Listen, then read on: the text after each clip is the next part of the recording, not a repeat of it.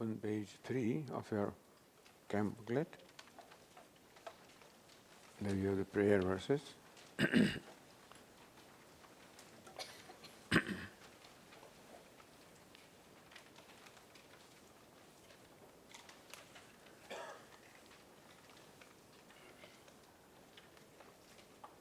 Om Sahana Bhavatu Sahanau Bhunaktu Sahaviryam Karavavahai Tejasvina Vadhitamastuma Vidvishavahai.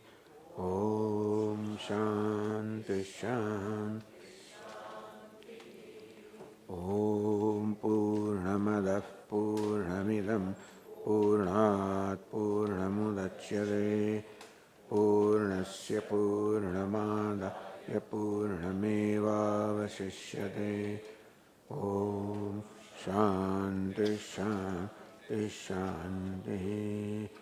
Shruti Smriti Purananam Alayam Karunalayam Namami Bhagavatpadam Shankaram Lokashankaram Shankaram Shankaracharyam Keshavam Badarayanam Sutrabhashya Krutau Vande Bhagavantau Punah Punah Ishvaro Gururatmedi Murti Bheda Vibhagine Vyomavadyaptadehaya Dakshina Murtaye Namaha.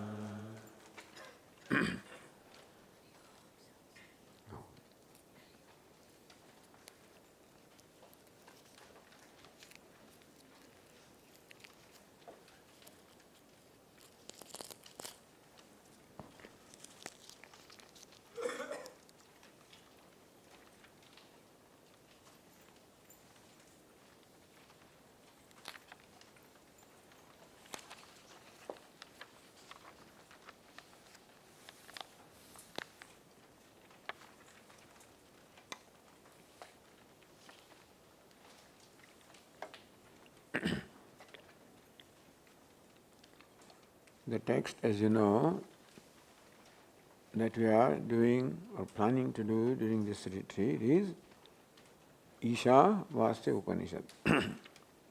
2 classes. One class will be by Swamiji Mameve Prapadyante Mayametam Tarantite. That verse from Bhagavad Gita. Isha Vasya Upanishad. This text is called Upanishad. The word Upanishad is explained as made up of 3 elements: Upa, Ni and Sad. It's a noun, it's a word. What it means is, the word Upanishad is traditionally used in the Veda in the sense of knowledge. Mystic knowledge, you can say, if you want to use the Western way of explaining it. So Upanishad means knowledge. What is the subject matter of the knowledge? Knowledge about what is indicated by the prefix Upa. Upa, Ni and Sat. It's a Sanskrit word. Upa and Ni are the prefixes and Sad is the verbal root. And that's how the word Upanishad is derived in a simple way. Upa means Samipyam, proximity. So, this is the knowledge of something that is proximate, something that is near or proximate. What is proximate? What is near? So, if near is unqualified near, because it just says near, without any qualification, otherwise, the ashram is nearer than the town, the hall is nearer than the ashram, the table is nearer than the hall, the body is nearer than the table, and I is the nearest. So when there is no adjective or qualification of near, unqualified near, ultimately it dissolves into I who is closest to myself. Therefore, upa indicates the subject matter of knowledge, which is what is proximate, which is myself, self-knowledge. The second prefix is ni. That also helps us understand what is the nature of this knowledge. Upa tells us the subject matter of knowledge, it is self-knowledge. Ni indicates the nature of nischitam jnanam. Nischitam means jnanam which is with conviction, ascertained knowledge. Knowledge which with conviction. Nischitam, that the knowledge that does not leave any doubts or error, what we call nischitam jnanam. Otherwise, sometimes we know something, but we are not very clear. This morning say, hey, look at this wonderful mangoes. No, this was the wrong thing to say. So no, Swami, not mangoes, they are all bilva phalas, so from a distance, to uninitiated person, what looked like, how can there be mango in this season? Still I said, I was corrected. So no, it's not mango, it is bilva phala. I said, oh, you're right. I didn't look at it closely. You don't know the leaves without any kind of consideration that it's bilva, it's mango. So this can be error, this can be, so pratyavaya or erroneous knowledge. Knowledge can be erroneous also. But sometimes we are not sure. Is this mango or is it bilva? There may be doubt. And then there is certain knowledge, this is bilva fruit. So in knowledge, there can be an error, erroneous knowledge, where something is taken to be contrary to what it is. In case of self, that exists, as we will see, what is not the self is being taken to be the self. In the famous rope snake example, when you attend Vedanta class, you cannot escape certain examples. One is rope snake examples. Vedanta is not found any other illustration. This is they keep on quoting the same thing. Rope snake, rope snake. So in our classes, when we began our classes in Ahmedabad, it was rope snake. So one day in the morning, one elderly gentleman got up from the back. He was somewhat irritated. He said, Swamiji, change the example. Same example, day in and day out. I said, I don't know any other example. Silver and shell, host and ghost, whatever. But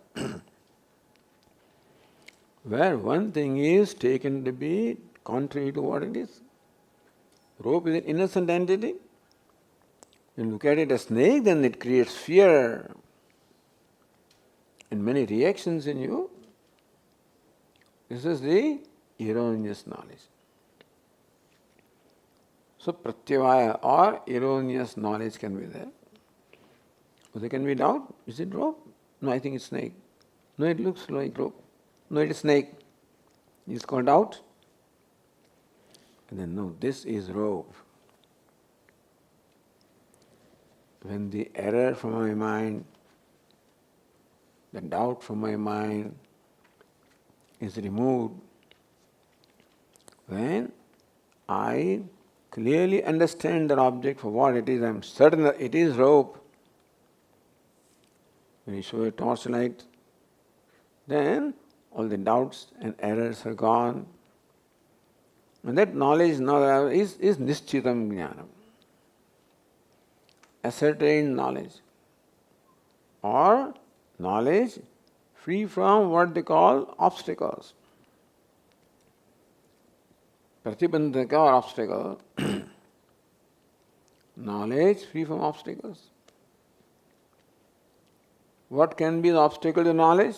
Either it's a wrong knowledge, meaning that knowledge contrary to what it really is, or there can be doubt in that knowledge. So knowledge where there is doubt is not really knowledge, because you can't be sure. Of course, knowledge with error is not knowledge. So both of these, the doubt and error, both of these are because I do not know that object as it is. I do not know that object as rope. So Vedanta will say, I have rope ignorance. I see that object all right, but because of lack of adequate light, or because what's going on in the own mind, sometimes when we are young children, this friend will keep on talking and somebody will be talking until about 10 o'clock, 10:30, we're sleepy. He's talking about ghosts and stuff like that. From that, when you return to your home, any little sound will scare you, there is ghost here. So when you have that kind of samskara sometimes, if your snake samskara in your mind is likely that you might see a snake. Vedanta will say, projecting a snake where it is not. That's called projection. So, then when you show the torchlight, this happened when I was young in the school, studying, and then you had to wake up at 4 o'clock early morning to study. And then some noise came. I was scared. I said, there's a thief, father. He says, no, it's just a cat, don't worry. So these errors can also create a lot of reactions in you. Like that also, in our life there are lots of fears, lots of reactions. The fears which we have often, we react to things with anger, with attachment, aversion. All of these are signs of unhappiness, sadness. Fear also is, of course, sign of sadness. So is anger. Anger, greed, attachment, aversion, jealousy. All of these are signs of inner sadness. Some problem inside. The problem I have with my own self. The problem that we, the human beings, have is the problem with our own self. In light of that, because of that background, other things also become problem. Problem with the spouse, problem with children, problem with neighbor, problem with boss, problem with associates, subordinates, colleagues. Family, if there are conflicts and problems that we have, we try to solve those problems. With the boss, I go to the human relations department and I know what to do, and the spouse, go to the counselor. With children, I go to some different counselor. we have problems with the world. And we assume that the world is a problem. To me, Swamiji, samsara is very difficult. You are lucky. Escape.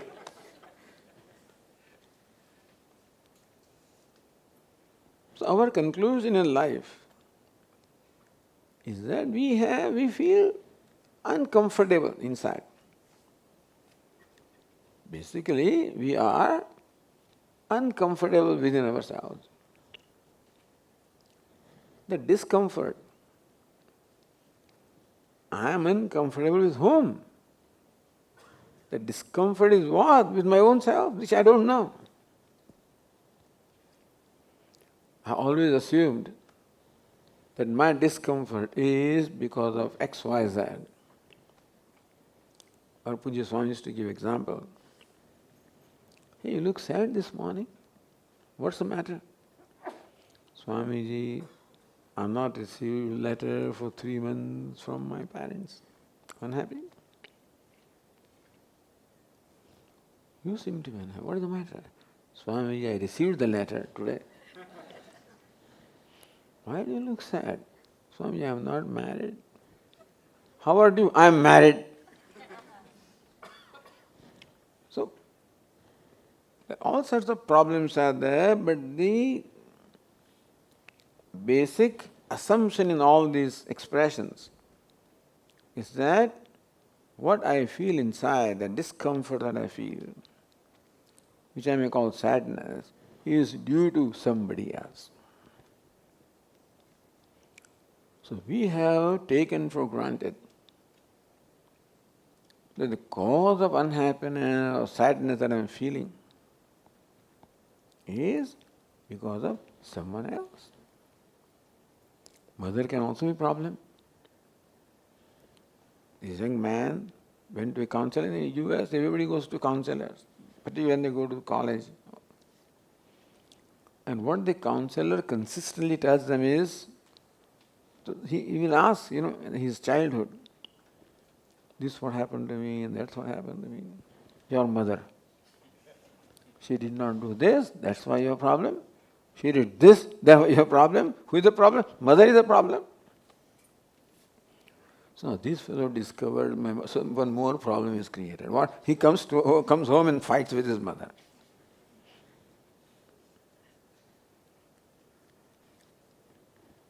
But the thing is, nobody has solution to this problem of sadness. As long as we try to solve the problem with the wrong understanding, see, sadness will go when I remove the cause of sadness, isn't it? Anything that I should remove the cause and the effect will go. I feel cold and I wrap myself with a shawl. Similarly, we feel unhappy, sad. Some problem must be there. So mother is the problem. Vedanta is the only teaching that understands and explains to us that the problem of sadness is not caused by something outside of ourselves. Puja Swami used to say, there are 2 kinds of problems in our life. One is a problem which has a solution outside the problem. You would give example. There is a letter S. There are a number of pieces which you have to arrange properly, and they are all scattered pieces. You must arrange them in a certain way so that you get S, Now, pieces are scattered. Child is asked to create a letter S. S for Swami here in this case. So this is a problem of which, where is the solution? Solution is within the problem, right? You don't have to go outside to solve that problem, assembling the scattered pieces to the letters. But when you're hungry, then there is a solution outside the problem. For hunger, the solution is in food. For thirst, the solution is in water, etc.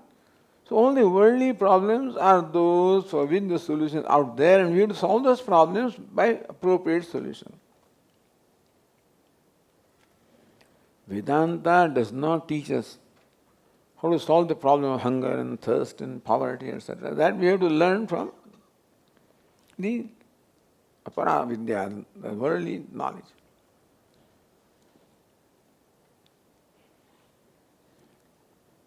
But the Vedanta addresses this problem of human sadness. That's how Bhagavad Gita began. And first of all, drawing our attention to the fact that, look, what you think is problem is not the problem.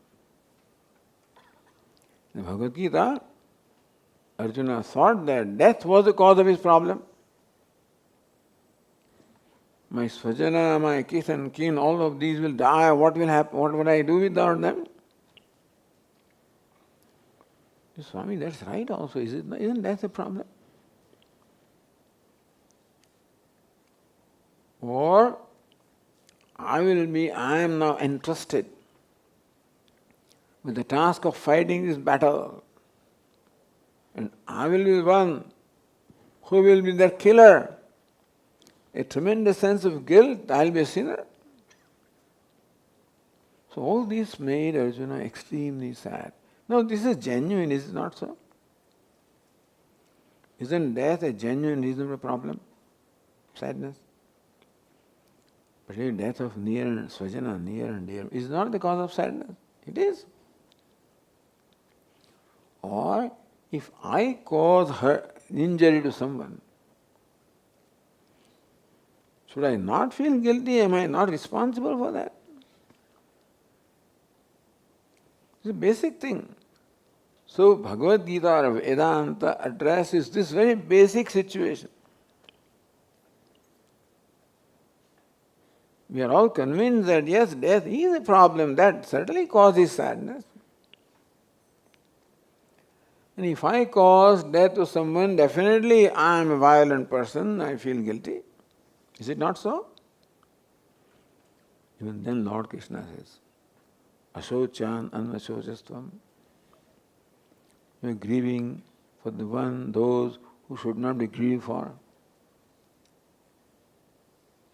Arjuna is grieving for whom? For Bhishma, Drona, isn't it? Is he? Arjuna feels sad because of the possible death of his near and dear ones.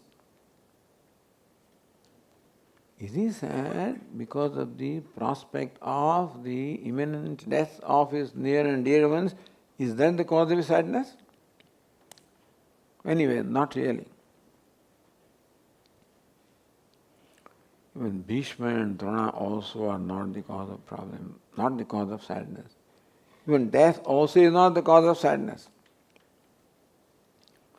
Nothing out there is the cause of sadness. For Arjuna, who is the cause of sadness?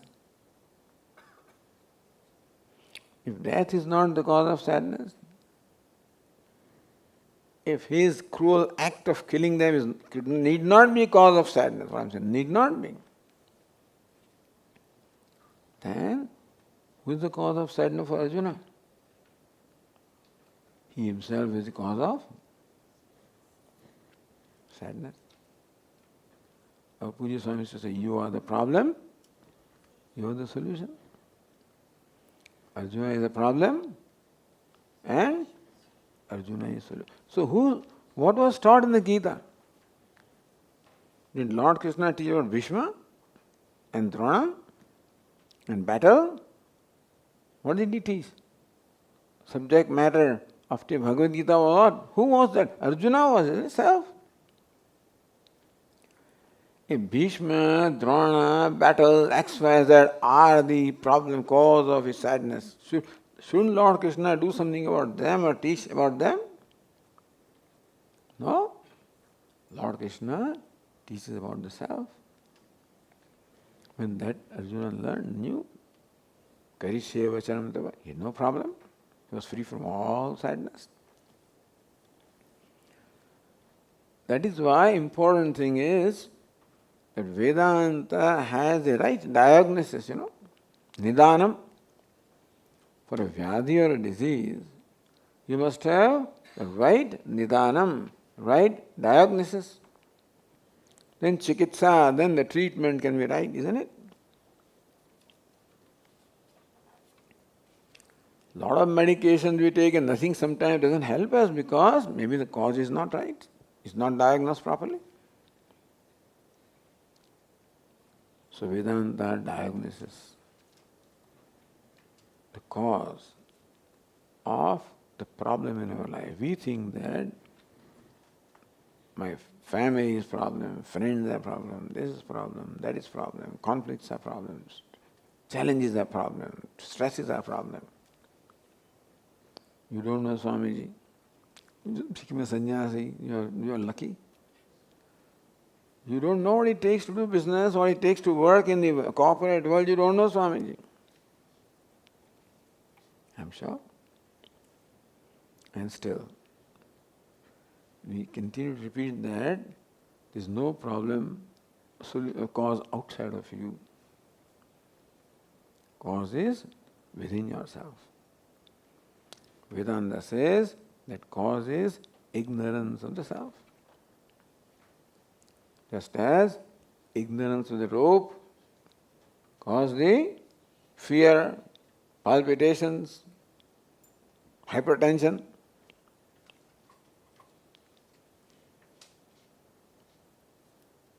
Similarly also here, and that was because I did not know that that's a rope ignorance.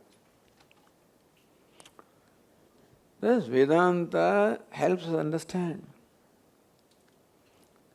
It is not true to say that I am the reason for my problem. That also is not right.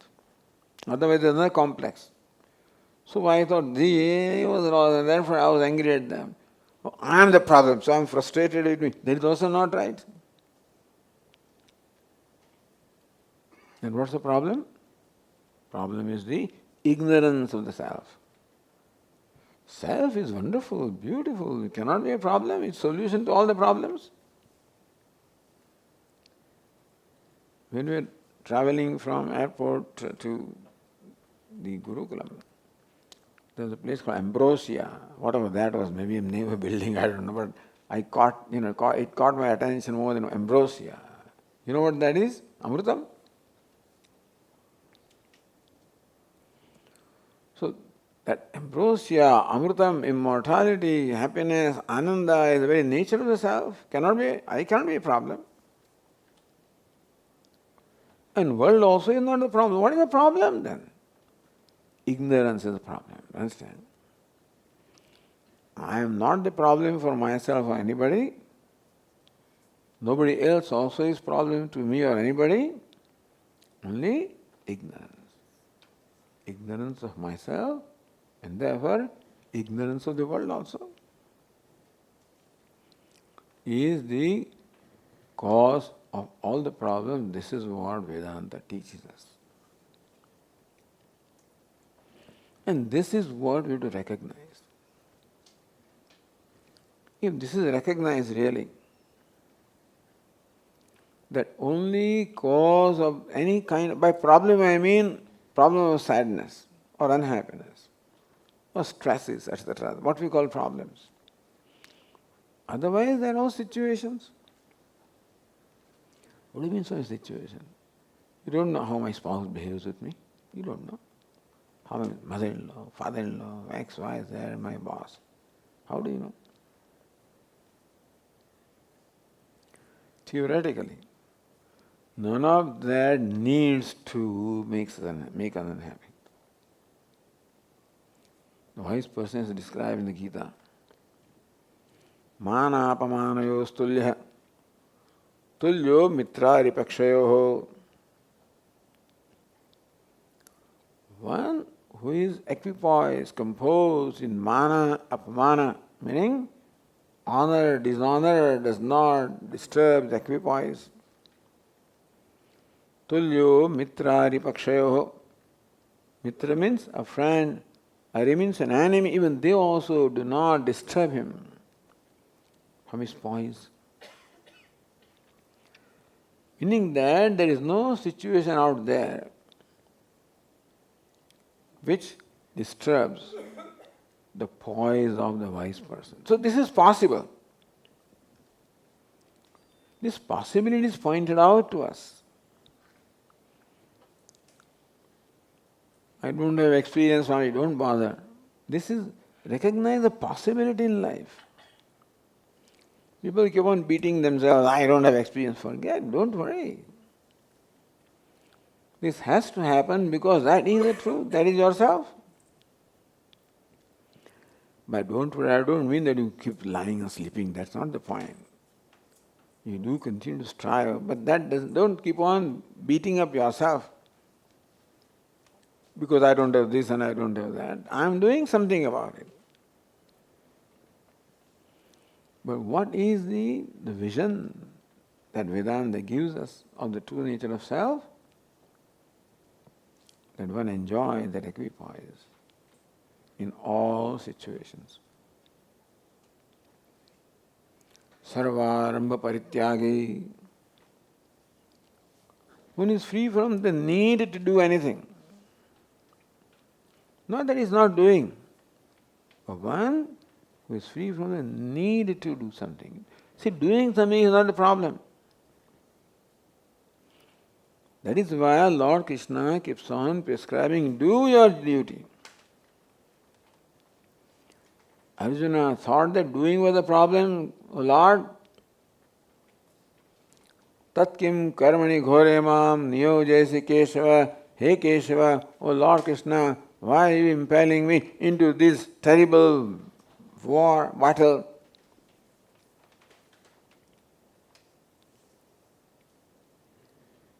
But Lord Krishna thinks that it is possible even to carry out this battle without losing the poise. Now this is a huge thing. Bhagavad Gita deals with a situation which is in Vedanta called Prathama Malya Nyaya, meaning that you fight with the world champion. In those like world boxing, heavyweight boxing championships, you don't fight every Tom, Dick and Harry. The heavyweight boxing champion fights only with the other fellow who has defeated everybody else. It's called Prathama Malya, that's all. And therefore you have to fight with this basic problem. That's called ignorance. And understand the products of ignorance. What do you mean ignorance, Swami? How does ignorance plays in my life? What does ignorance about myself, what does it do to me? More we understand,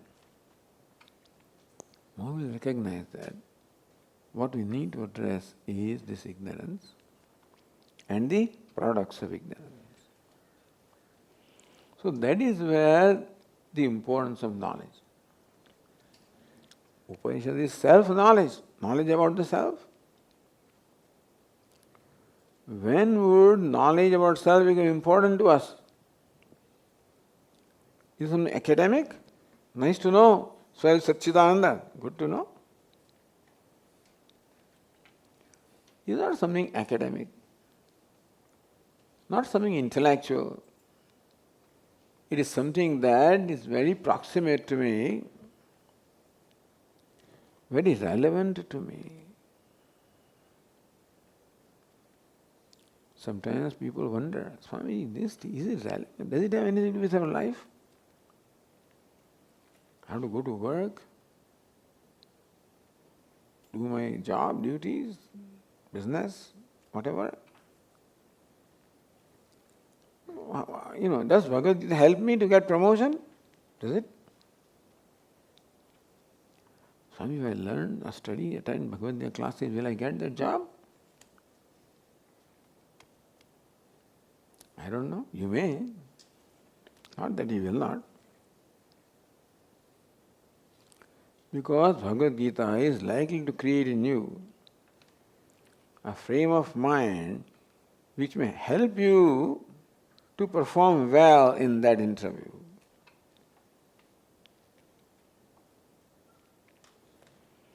So that way, this knowledge is relevant to us in every way of life. We just to understand how this understanding of this knowledge, how it is relevant to this situation.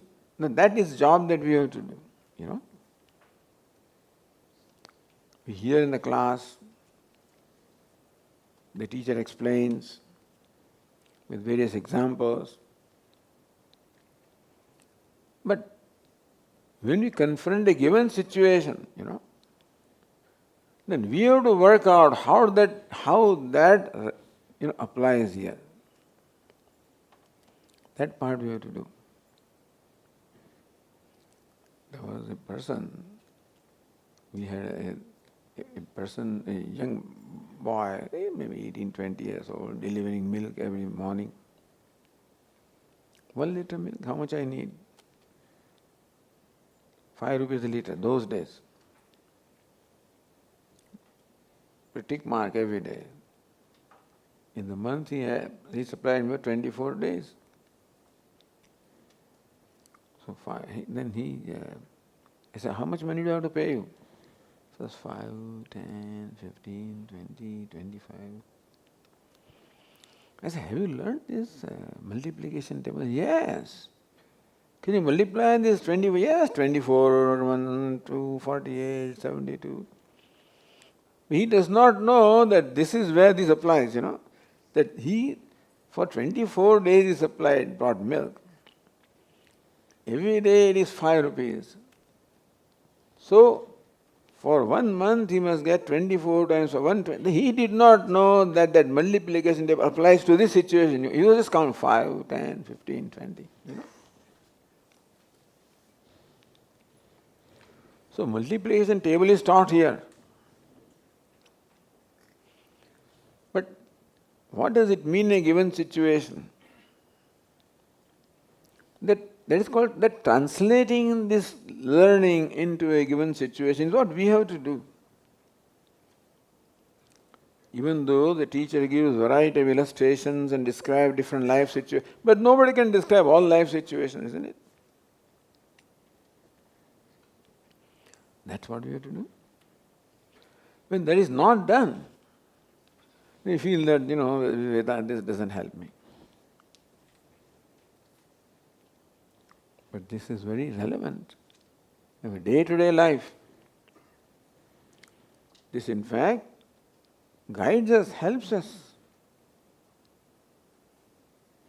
to understand how to deal with every situation.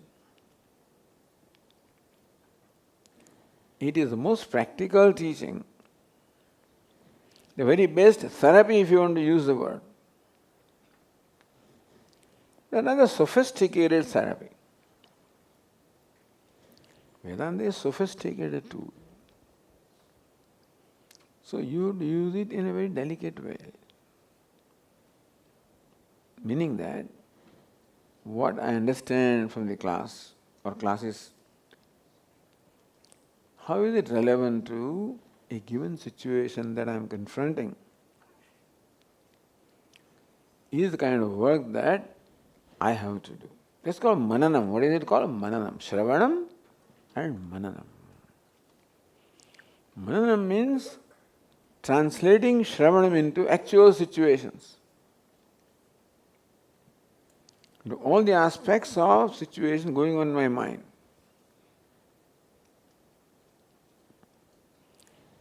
And then also, but I forgot Swamiji. Let's go Nididhyasam to remember. Shravanam, Mananam, Nididhyasam. Simple things. Otherwise when we hear these words, we get intimidated. Wow, I can't do this. No, we can do. Shravanam, you understand? Mananam, apply the understanding. What does it mean in this situation? If they ask me alert, oh, this is time to apply. Do it. So, thus Vedanta is self-knowledge. Upanishad means self-knowledge, knowledge of myself. Why is it relevant? Because ignorance of myself is the cause of my problem. I get confused or disturbed or fearful or stressed out in various situations. And if I understand that it is self-ignorance that is the cause of all stresses, all fears, all conflicts, you follow?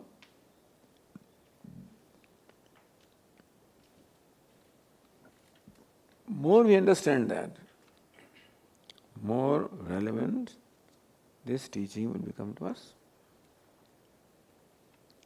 That's the purpose of retreat, where we have enough time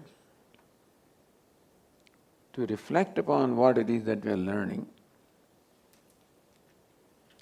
and we ask this question to our own self: what does it mean to me? What does this mean to me? Anyway, the idea is that self-knowledge, Upanishad means knowledge of the self, free from all doubts and errors.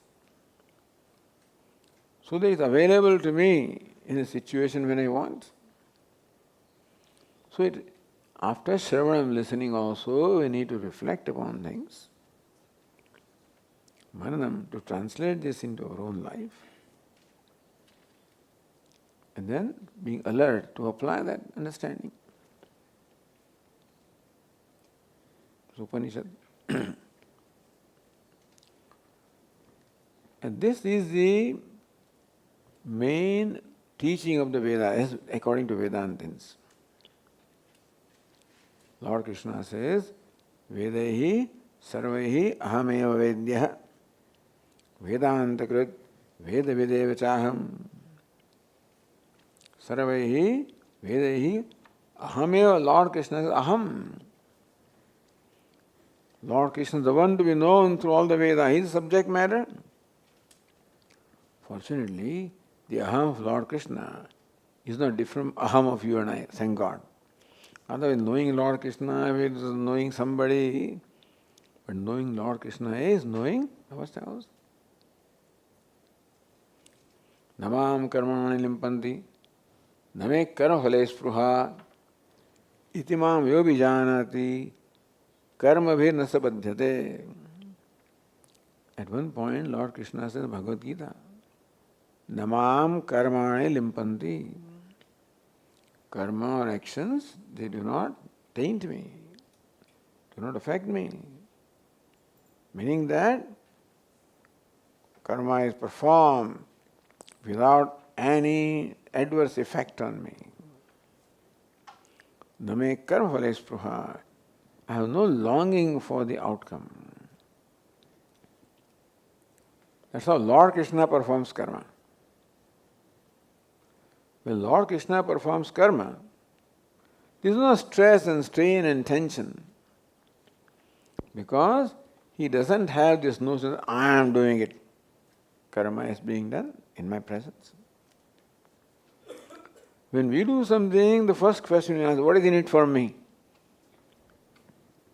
Why should I do? What am I going to get out of that? Lord Krishna says that is also the problem. I am not looking for anything. I am all right as I am. Because Lord Krishna is all right as He is, He can perform any action, or He can address or respond to any situation without being bogged down by that, without stress and strain, without fears and anxieties. Because nothing to lose, nothing to gain. Itimam yobi janati. Lord Krishna says that this is not only confined to me. Whoever knows me in this way, whoever knows himself in that manner, karma virna sabadhyate. Meaning, understanding Lord Krishna is understanding ourselves. Then he become a role model. He can become role model. How he does things. So this is how Upanishad, the self-knowledge, is the most relevant teaching in our life. It helps us how to live life. Not for sannyasis. The sannyasis teaching is one thing. But knowledge is meant for sannyasis also. I mean, I shouldn't become so that. But still, basically, somebody said that neither was Lord Krishna a sannyasi, nor Arjuna. In Bhagavad Gita, neither the teacher is sannyasi, nor the disciple. That doesn't mean sannyasa is not, respected. But the point is that this knowledge is meant to help us live our life, actively live our life. Kuru karma tasmat tvam. Lord, therefore, you perform the karma, perform your duty. So, otherwise I thought that this knowledge is only meant for ascetics and for those recluse and for those who are all retired. That's what still people believe in India. So in the olden days, many years ago, when I was in New York those days, and Bada Swamiji, our Swamiji's guru also was coming there for it. And then at the end of the discourses, there's an envelope that you fill, Guru Dakshina, and then there is, you want to attend classes. I would tick the cross. So after 7 months a letter came, so study group, discussion group, etc. But I would go to the study group without anybody's knowledge, I won't let my friends and people know that I'm going there because I was afraid. What will they think of me? Oh, you are going there? Well, meant for retired people. You are still young. Why should you go to this? And therefore, I would go, but I would try that other people do not know. Look at this, isn't it funny? Very strange. That's the kind of thing this thought in India is only meant for retired people who have nothing else to do, who can't do anything anyway now. That's another problem.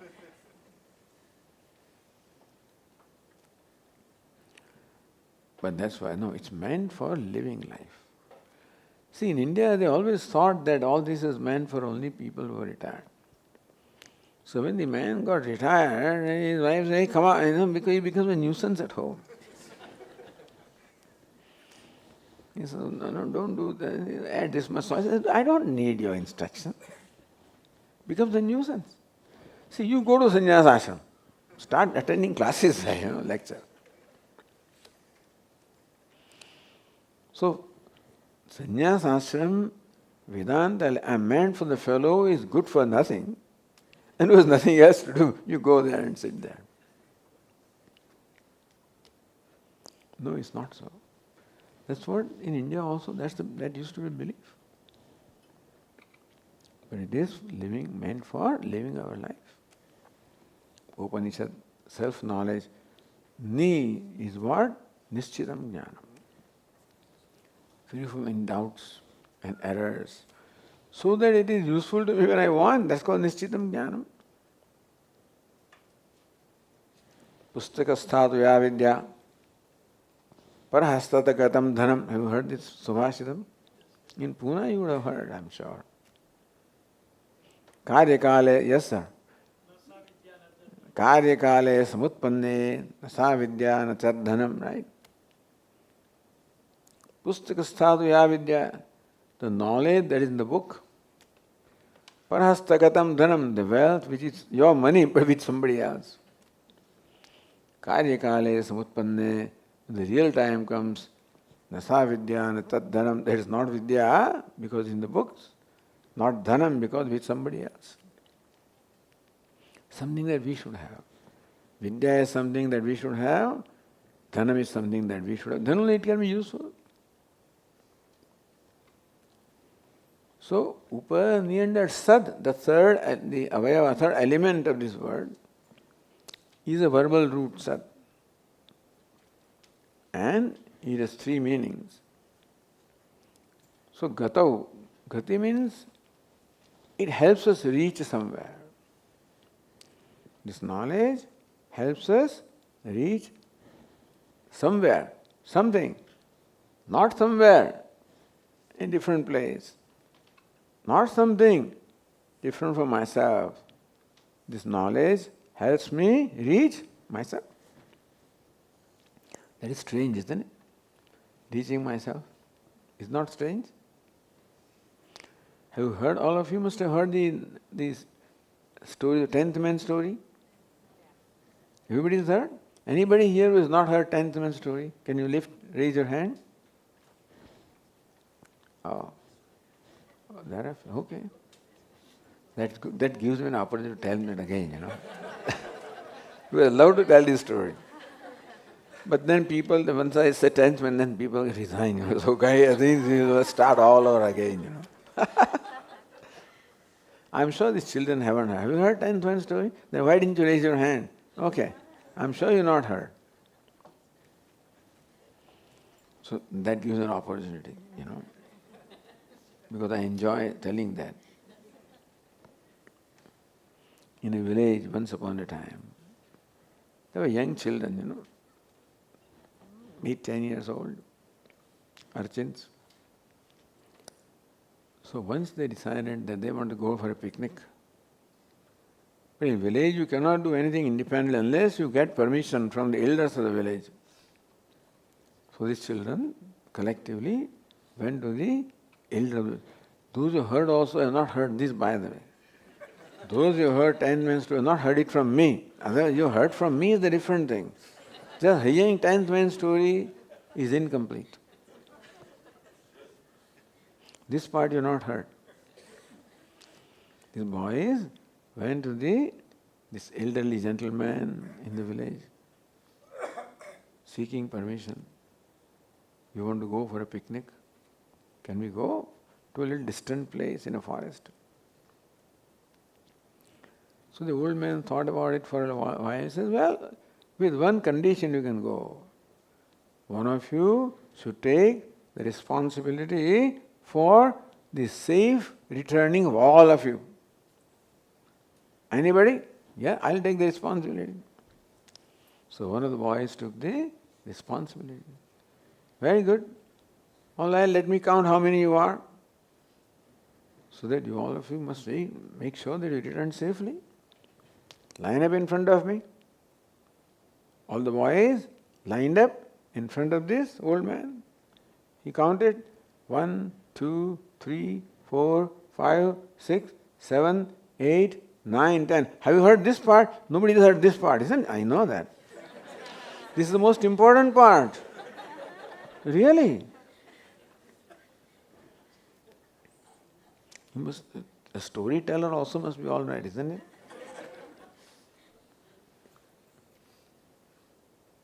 So we are 10. Next day, they set out for their picnic. Rest of the story you know. Then they came across a river and then they crossed the river. And before proceeding further, the boy who had taken the responsibility, safe return of all this, said, wait a minute now, hold on.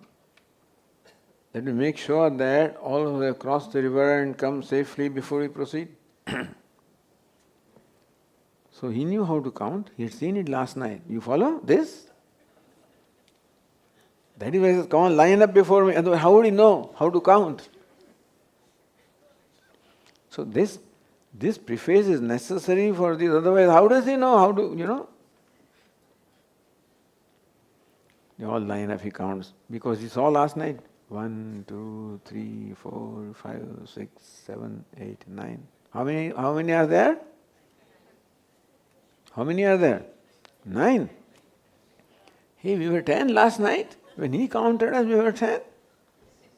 When I am counting, we are 9. Now he is concerned. Maybe I'm making mistake. So start count the other way around. 1, 2, 3, 4, 5, 6, 7, 9. Then he got a little upset. He says, "Come on, fellows, stop! Don't move about. Stand still." And when I'm counting, that's how we get angry, get frustrated because things are not working out. He counted alphabetically according to height. All kinds of arrangements he did. Come on, stand according to your height or alphabetically. Every way the answer was only 9. He said, maybe I'm making mistake. He invited one of his friends. Come on, you count. And he joined the line. Same thing. They all studied in the same school.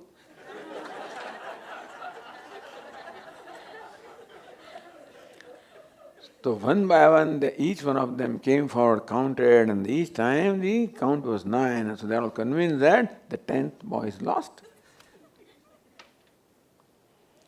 Nobody stops to think, how did he look like? Understand this. This is another additional story, part of this.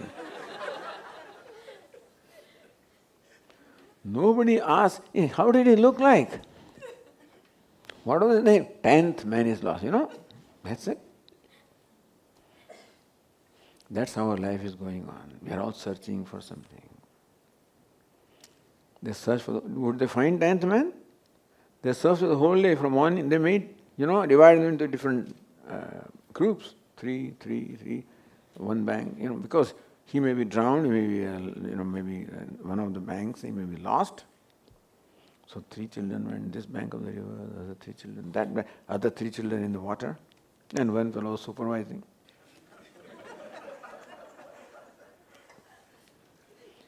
But still they did not find him until the end of the day, all disappointed, returned from where they started. Where? At the bank of the river, seated under the tree, very sad. Now this fellow is really stressed out. What am I going to reply to this? He has given me responsibility, and now what will happen? That's how we have stresses in our life, Stressed out. So this 10th one is stressed out.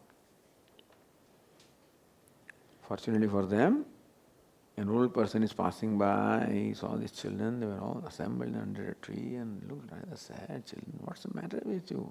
Why do you look so sad? Then the leader got up and told the whole story as to how one of them is missing. How did you decide that one of you is missing? We counted. Let me see how you count. He was a very practical person. And again he lined up his friend and counted, and count was 9. He knew right away what the problem is. Don't worry, children, I know where the 10. Have you seen the 10? I've seen him. So they thought that he must have met him someplace in the forest. Where is he? Where is he? I'll tell you where he is. Count again, carefully. But now this old person has acquired that confidence. He knows. It's called Shraddha. You know Shraddha? Now children of Shraddha in him. And now they will do what he is telling them with trust. So count again, carefully. 1, 2, 3, 4, 5, 6, 7, 8, 9. Where is the 10th man? You are the 10th man. So this is how, when they were searching for the 10th man whole day, who were they searching for? When they were searching for the missing man or boy, who were they searching for? Huh? Their own self? How? Is it not strange? That you are searching, is it not strange? Has it ever happened to you? Searching for your own self? Can it happen? Is it not strange? What's the reason? What's the reason why they were in a strange situation of searching for their own self? What is the reason? Now you know the answer. What's the reason? Ignorance. Ignorance of whom? Of your own self. See, self-ignorance can do all these things, understand? Can put you on a trip. They were put on a trip, searching for the so-called missing person everywhere.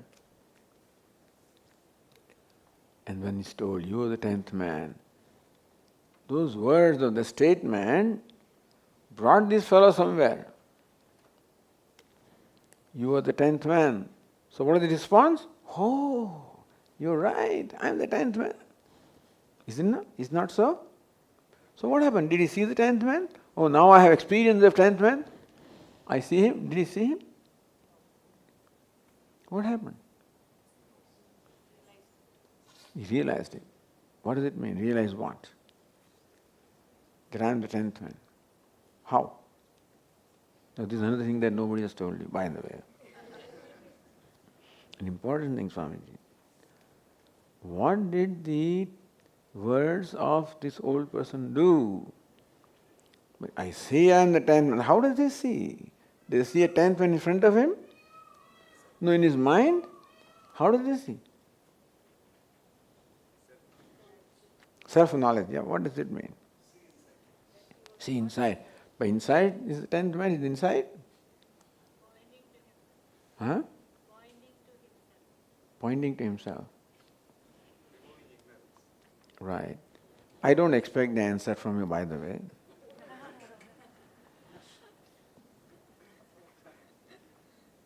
We have to ask Vedantins also, by the way. Yeah. What happened? Ignorance is what? The notion is removed. What is the notion? I am the 9th man. I am not the 10th man. This teaching removed that notion, which is born of ignorance. Ignorance in the form of this Brahma or false notion is removed. That's all, nothing else happened. Because what was denying him the knowledge of 10th man? This notion that I am not the 10th man. Notion is gone, he remains what he is. Thus he is brought to himself. It's called Sat, which brings us someplace. Aham Brahmasmi brings me to my own self, which is Brahma. Brahma Gamayati. And this doesn't happen overnight. Pauna Punyena Shravanam Kurya, this is a sannyasya. You must listen to it again and again. Why? Because the samskaras or habit of taking ourselves to be a limited, helpless person are so strong. The listening to it once or twice is not able to overcome that habit. And therefore, listen again and again and again. Pauna Punyena Shravanam Kurya. So slowly and slowly, the hold of these notions about myself, which these notions have on me, that becomes loosened and loosened. You follow? Right. So more I see this fact, entrenched habit of looking upon myself as a limited being, that becomes loosened. It's called Visharanam, loosening. And ultimately, it gets removed, avasadhanam. So this is the meaning of the root sad, that it brings me to myself and makes that knowledge abiding knowledge by removing the obstacles to the knowledge. So Upanishad means the abiding, ascertained knowledge about myself, that I am what I am searching for in life. It's called Brahman. I am Brahman. So Ishavasya Upanishad also, all Upanishads essentially achieve this. They're all different from each other. They have a different way of communicating. They employ different prakriyas in Vedantic terms. But the purpose of the teaching is to make me see the true nature of myself by removing the notions about myself. So that is Ishavasya Upanishad. We will continue the discussion in the next class. Now we can see the concluding prayer also. On the page 5.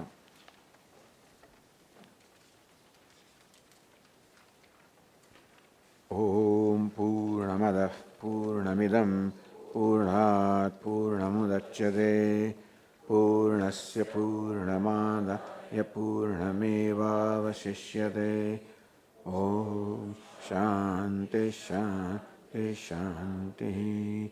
Shankaram Shankaracharyam Keshavam Badarayanam Sutra Bhashyakritau Vande Bhagavantau Punah Punah Ishvaro Gururatmeri Murti Bheda Vibhagine Vyomavadvyapta Dehaya Dakshina Murtaye Namaha Om Shanti Shanti Shanti Hari Om Shri Gurubhyo Namaha Hari Om